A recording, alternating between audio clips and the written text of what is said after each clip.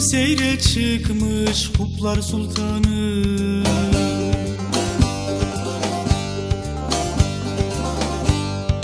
Bugün seyre çıkmış Huplar Sultanı. Teşrif etmiş bezmi elaya bakın. Nur ile münevver kıldı cihanı. Alnında parlayan zühreye bakın.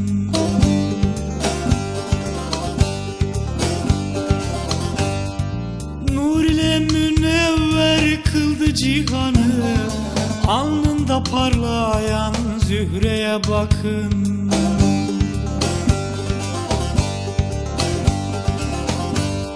Sanki gökten yere indi bir melek.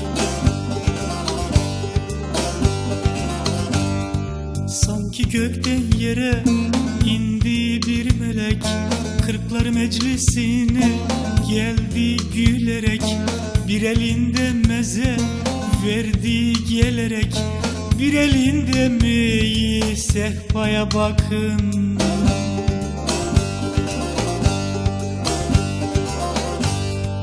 Bir elinde meze verdi gelerek. Bir elinde meyi sehpaya bakın.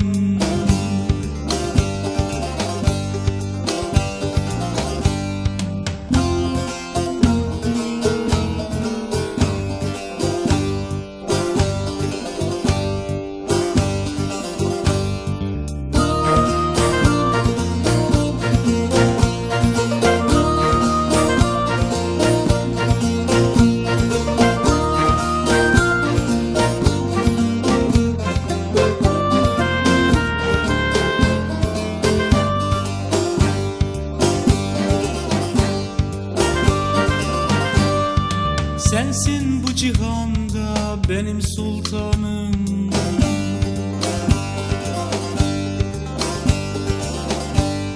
Sensin bu cihanda benim sultanım. Mescid-i mihrabım, dost kıblegahım. Sure-i Rahmansın işte gümrahım. Veçinde esma-i hüsnaya bakın.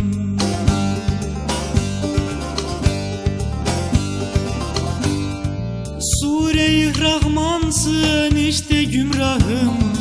Veçinde esma-i hüsnaya bakın.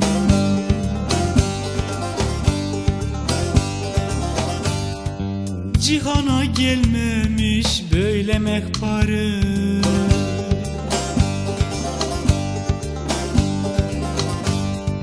Cihana gelmemiş böyle mehpare. Aklımı başımdan aldı ne çare.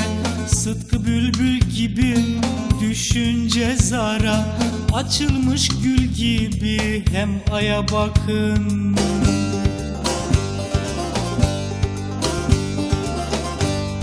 Sıtkı bülbül gibi düşünce zara.